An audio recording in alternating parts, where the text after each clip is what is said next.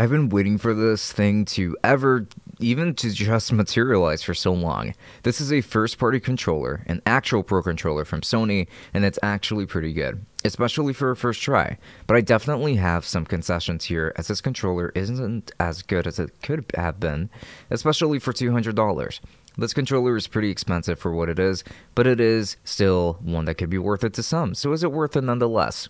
Well, I'm going to be testing this controller with some different game genres and using the software, of course, to make adjustments to really personalize this controller so that I can give it the most favorable review that I possibly can with that in mind. So let's talk about the DualSense Edge controller from Sony and determine whether or not this is the right controller for you. So let's dive right on.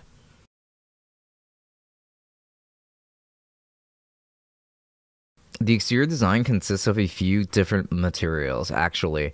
This controller has your usual DualSense controller grippiness to the handles, but the inside portion of the handles appears to be made of rubber, which is definitely something that adds to the grit and the comfort even. I like that they made this rather odd decision to do this, but I think that it worked out for the better.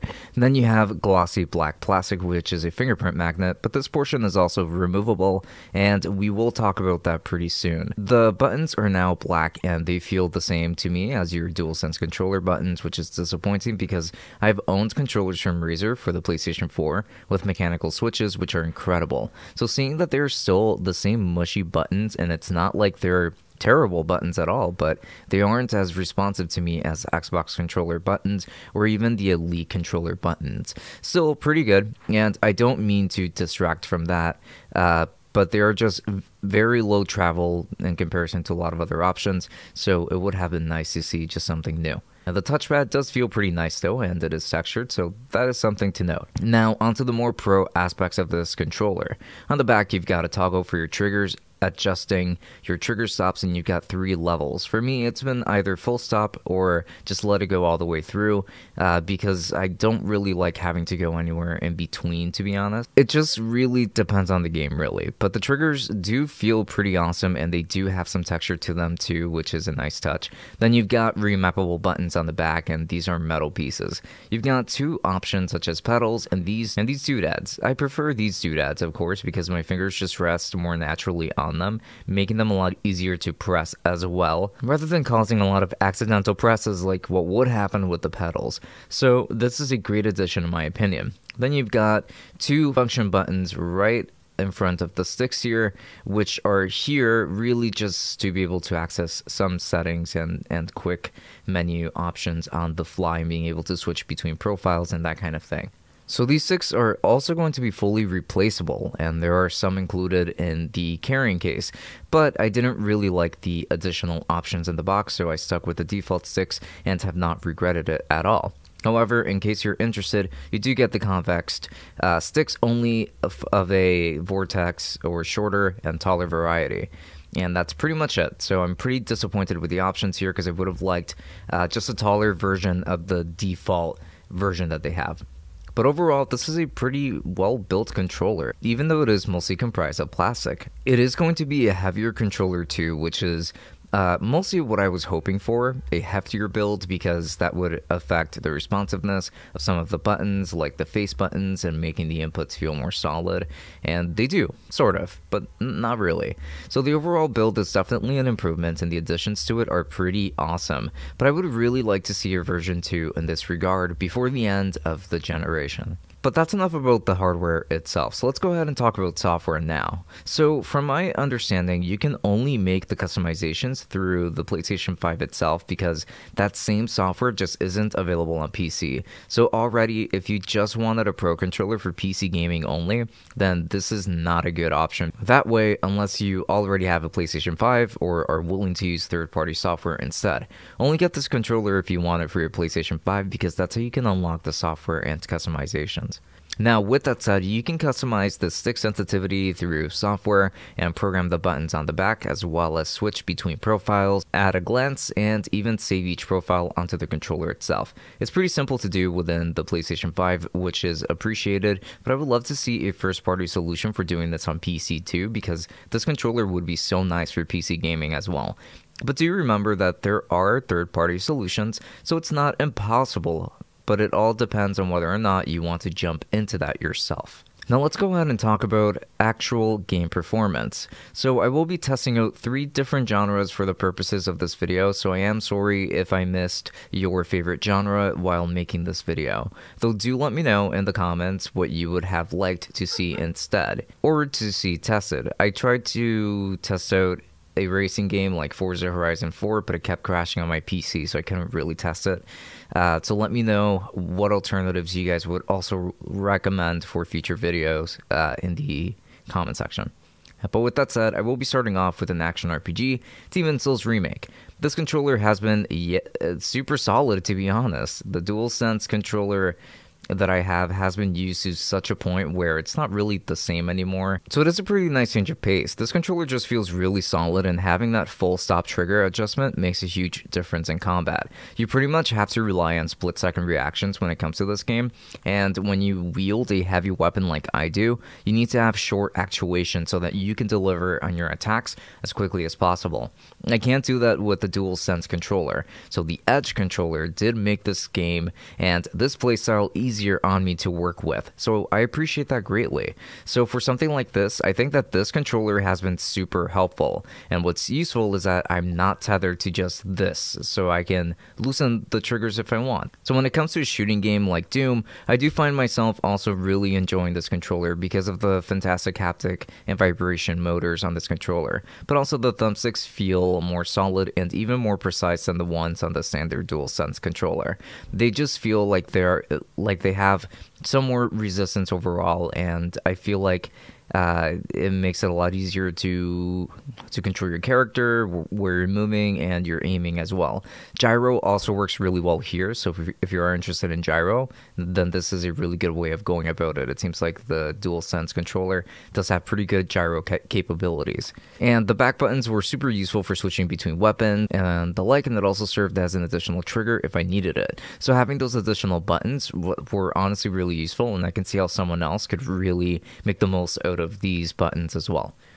But when it came to 2D fighting games, I was pretty much reminded of how much I don't like the DualSense or DualShock controllers for this genre whatsoever.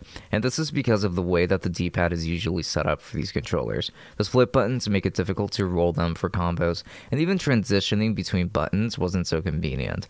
The D-pad, unfortunately, is not much better on this Pro controller or Edge controller from Sony, so I still did not enjoy playing fighting games with it. Now, if you're someone that does actually really like this controller for fighting games, you're going to love it no matter what, I think, but it wasn't my cup of tea. I found it to be quite a hindrance in comparison to other controllers that just have a more standard D-pad, so I was not happy here. Now, to talk about the battery life for a second. Here, we're getting roughly 4 hours of battery life, which is a shame on a game controller, period. You can easily find yourself getting less too if you've got more bells and whistles running too, such as having the speaker active, vibration strength, etc. But 4 hours is a pretty good estimate for the most part. This is a disappointing battery life because I do have to leave this controller to charge after every single game session if I expect it to last for another one later. So the battery life just isn't very good on this controller, to say the least. So before we conclude this video, I did want to include a short discussion portion where I gave my overall thoughts on how this controller could have been better or even more competitive, and I would like to start by talking about the build of materials. And for instance, the Xbox Elite controller uses metal for the sticks, the D-pad, etc.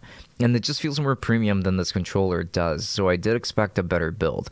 Also, Hall effect sticks are more prominent now, so I would have expected to see that on a Pro controller, considering that many non-Pro controllers have this feature at this point, so it shouldn't have been difficult to include this feature. It would have helped with preserving the longevity of these sticks, even though I know that you can replace them, but that's going to be at an additional cost to the consumer, and it would have been nice if something like that could have been mitigated by just having Hall sensing sticks instead, because they also do offer more precision, so to me it just makes more sense. And while I understand that this controller is meant for the PlayStation 5, it already works on PC, so we should have gotten those first-party customizations on PC too, so that this can just be a great standalone controller for PC gamers. Seems like something that it has been left out when Xbox already has a great solution for PC as it is. So it does make it so that there is a smaller group now of people that would probably want to get this controller overall because of that missing piece. And with that, I think I've summed up my thoughts pretty okay, what I think about this controller. It's a really cool offering, and I'm happy to see that it does actually exist, because I feel like we have been needing a Pro controller, first-party Pro controller for Sony for quite a while. It is a really cool offering that I'm happy to see, but you should only get it for your PlayStation 5 and not for your PC if you wanted a Pro controller. The Xbox Elite controller is just superior in this regard. So what now? Who should get this controller? Well, I think that people who took note of anything positive that I said about this controller so far and have had some kind of inkling of interest after that maybe is something that should be considered by those people. So if you have been on the fence, then you should probably consider the Edge controller, but I feel like version 1 is still lacking in a lot of ways. A lot of ways that are important to me, but many might still really like this offering. If you wanted a Pro version of your DualSense controller from Sony, then this is it for now. But personally, I don't think that it's $130 better than the DualSense controller already, which does make it a tough sell.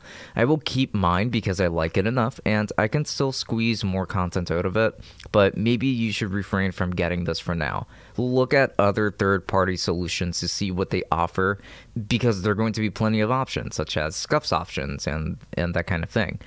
So with that said, buy this controller if you do have $200 to burn on what is probably one of the coolest PS5 accessories and want to have a genuinely better gaming experience. But keep in mind that if you don't game on your PlayStation 5 that much and are a PC gamer too, then this might not be worth it to you since you're missing out on features on PC. So my verdict is that you should buy at your own discretion, because this could have been a better controller, and I really mean that. So thank you so much for watching this video all the way up until the very end. I do very much appreciate it.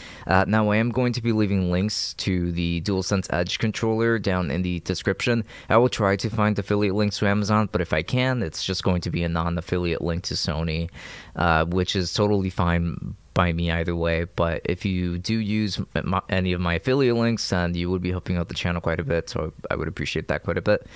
I've also been streaming on Twitch lately on Fridays, so if you do want to catch me over there, please make sure to follow me. Links to that down below. And I've also got an Instagram if you want to see me over there too. Now, with that said, this has been Francisco from Tech Summit. Don't forget to subscribe to this channel, by the way, because it really does go a long way. And until next time, enjoy.